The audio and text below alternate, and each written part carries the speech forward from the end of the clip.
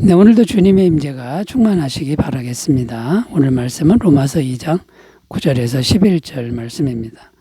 악을 행하는 각 사람의 영에는 환난과 공고가 있으리니 먼저는 유대인에게요 그리고 헬라인에게며 선을 행하는 각 사람에게는 영광과 존귀와 평강이 있으리니 먼저는 유대인에게요 그리고 헬라인에게라. 이는 하나님께서 외모로 사람을 취하지 아니하심이라. 아멘.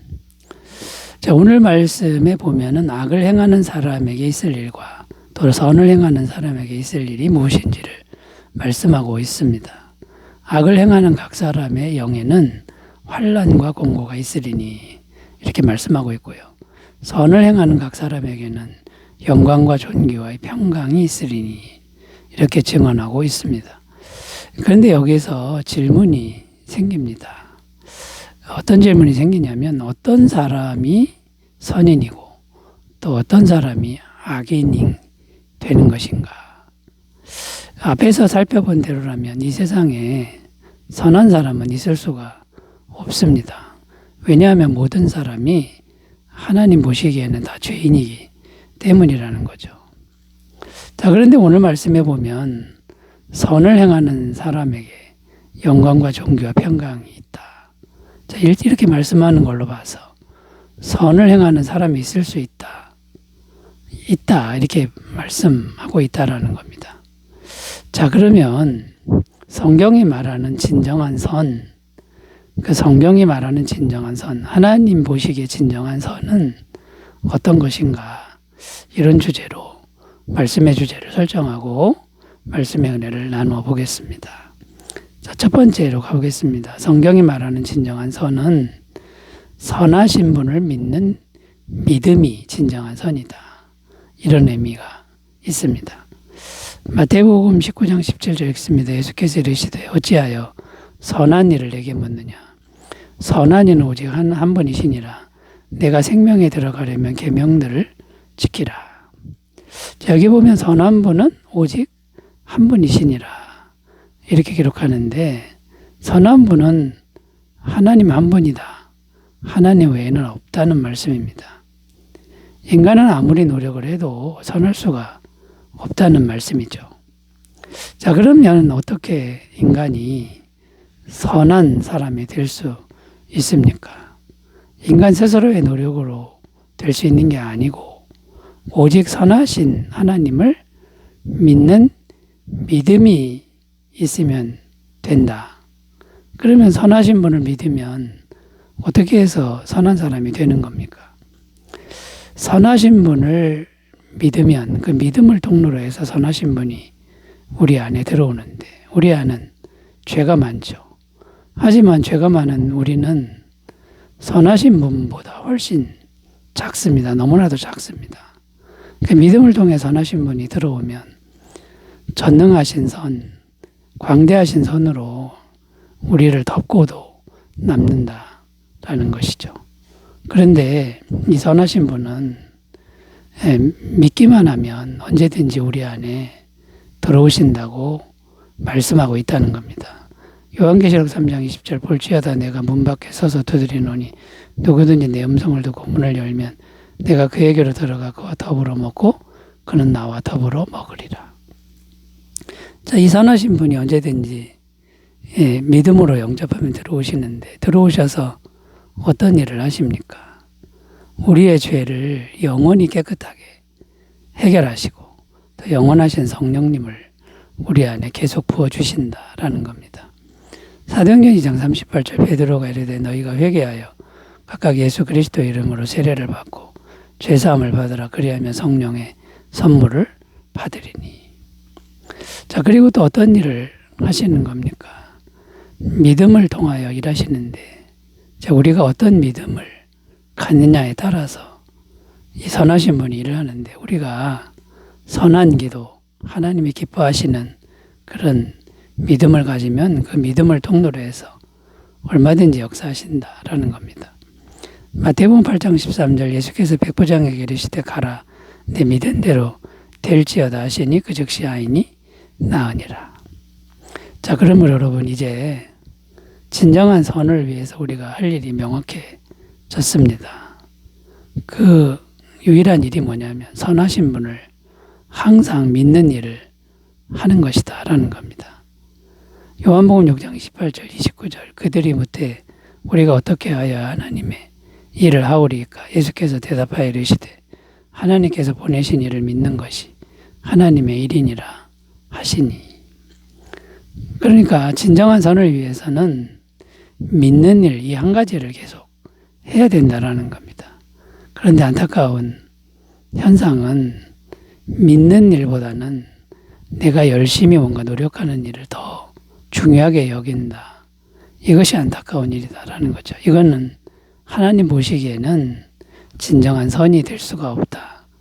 자, 진정한 선이 되지 않으면 죄사함의 은혜나 하나님의 공급하시는 은혜 이런 것들을 맛보기가 어렵다는 것을 우리가 꼭 기억하셨으면 좋겠습니다. 자, 두 번째로 가보겠습니다. 진정한 선이란 어떤 것일까요? 진정한 선은 믿음을 끝까지 지키는 것이다 라는 겁니다. 자, 앞에서 선하신 분을 믿는 것이 진정한 선이다 이걸 살펴봤는데요. 자, 선하신 분을 믿은 다음에 그 다음에 할 일이 뭡니까? 믿음을 끝까지 지키는 일을 해야 된다라는 거죠. 만약에 중간에 믿음을 포기하게 되면 진정한 선을 상실하게 되고 선을 상실했으니까 곧바로 악이 되어버린다라는 겁니다. 자, 그런데 우리에게는 자꾸만 믿음을 포기하게 만드는 세력이 우리 옆에는 존재하고 있고 우리를 공격한다라는 것입니다. 그 첫 번째 세력이 뭐냐면 죄의 세력인데 이 죄의 세력이 우리 안에서 계속 올라와서 반복적으로 죄를 짓게 한다라는 겁니다. 선하신 분을 믿어도 여전히 삶 속에서 같은 죄를 수도 없이 반복할 때 우리는 절망하고 낙심하게 된다라는 거죠. 로마서 7장 23절 24절 내 지체 속에서 한 다른 법이 내 마음에 법과 싸워 내 지체 속에 있는 죄의 법으로 나를 사로잡는 것을 보는도다. 오라 나는 공고한 사람이로다. 이 사망의 몸에서 누가 나를 건져내랴. 성령 충만한 사도 바울의 고백인데 자신 안에 있는 죄의 세력을 항상 경험하면서 탄식하는 내용입니다. 자, 그러면 우리는 어떻게 해야 됩니까? 이 죄의 세력을 없앨 수는 없습니다. 죽을 때까지 존재하는 것이죠. 그러면 어떻게 해야 됩니까? 없애는 게 아니라 계속 죄를 지어도 믿음만은 포기하지 않는 겁니다. 계속 믿음을 유지하면 예수님이 믿음을 통로로 해서 계속 들어오셔서 계속 도와주신다. 영원히 도와주신다라는 겁니다. 그런데 우리가 절망하고 낙심하고 스스로 포기하면 그러면 예수님이 도와줄 길이 없다라는 겁니다. 수도 없이 넘어져도 수도 없이 다시 믿으면 예수님이 언제든 도와주시는 것을 꼭 믿어야 된다라는 것이죠. 그 다음에 또 우리의 믿음을 주저앉게 만드는 세력이 또 뭐가 있냐면 세상의 고난과 핍박을 들 수 있습니다. 세상의 고난과 핍박이 심해지면 우리는 정말 믿음을 포기하고 싶을 때가 있다라는 것입니다. 그러나 이 세상의 고난과 핍박이 있을 때도 어떻게든지 끝까지 믿음을 지키면 반드시 하나님이 그 모든 걸 갚아주신다고 약속하고 있음을 우리가 믿어야 될 줄로 믿습니다. 마태복음 5장 11절 12절 나로 말미암아 너희를 욕하고 박해하고 거짓으로 너희를 거슬러 모든 악한 말을 할 때에는 너희에게 복이 있나니 기뻐하고 즐거워하라. 하늘에서 너희의 상이 큼이라. 너희 전에 있던 선지자들도 이같이 박해하였느니라. 하늘에 하나님이 주시는 상이 반드시 있다고 약속하고 있습니다. 자, 그러므로 여러분 진정한 선은 선하신 분을 믿는 그 믿음을 끝까지 지키는 겁니다. 완벽하게 지키는 게 아니라 자꾸 넘어져도 믿음을 다시 잡는 것이라는 거. 그러면 진정한 선이다. 이것을 꼭 기억하시고 오늘도 잘 인내하시기 바라겠습니다. 세 번째로 가보겠습니다. 성경이 말하는 진정한 선은 무엇일까요? 이 진정한 선은 외모에 있지 않고 내면에 있다라는 겁니다. 11절 말씀 읽습니다. 이는 하나님께서 외모로 사람을 취하지 아니하심이라. 자, 여기 보면 하나님은 외모로 사람을 취하지 않는다 이렇게 말씀하시는데, 외모라는 게 뭐냐면 얼굴, 몸매, 체격, 세상적 신분, 직업, 인기, 명예, 권력 이런 것들입니다. 그런데 하나님은 이런 것들을 보지 않는다, 중요하게 생각지 않는다라고 말씀하고 있는 겁니다. 사무엘상 16장 7절입니다. 여호와께서 사무엘에게 이르시되 그의 용모와 키를 보지 말라. 내가 이미 그를 버렸노라. 내가 보는 것은 사람과 같지 아니하니 사람은 외모를 보거니와 나 여호와는 중심을 보느니라 하시더라.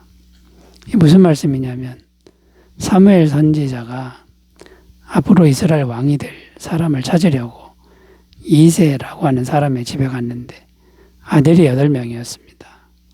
그런데 장자인 엘리압을 보니까 기골이 장대하고 잘생겼습니다. 그래서 이 사람이 앞으로 왕이 될 사람이구나 생각했는데, 하나님은 그 용모와 신장을 보지 말라고 말씀하셨다라는 겁니다. 나중에 막내 아들 다윗이 왔는데 어린아이고 덩치도 작았는데 그 아이가 이스라엘의 왕이 될 거라고 하나님이 말씀하셨다라는 겁니다. 중심을 보시기 때문에 다윗을 선택한 것이다라는 것이죠. 자, 그런데 하나님은 왜 외모를 취하지 않는 겁니까? 인간의 외적인 것은 아무리 훌륭해도 거기에 죄가 묻어 있기 때문이다 라는 겁니다. 죄가 조금이라도 묻어 있는 어떤 것도 하나님은 함께 하시지 않는다라는 거고, 죄가 조금이라도 있으면 하나님과 상관이 없다라는 겁니다. 자, 그러면 하나님은, 죄가 없으신 하나님은 어떤 것과 함께 하십니까? 마음인데, 하나님을 경외하는 마음, 하나님 앞에 진실된 마음, 죄로 물들었지만 하나님을 경외하는 마음, 정직한 마음만 있으면 선하신 하나님이 들어오셔서 나머지는 하나님이 다 해결해 주신다라는 것이죠. 그러니까 여러분, 진정한 선은 외적인 것에 있지 않다라는 거. 그러니까 우리는 너무나도 많이 외적인 걸 추구하려고 하는데 세상에서 조금은 필요합니다.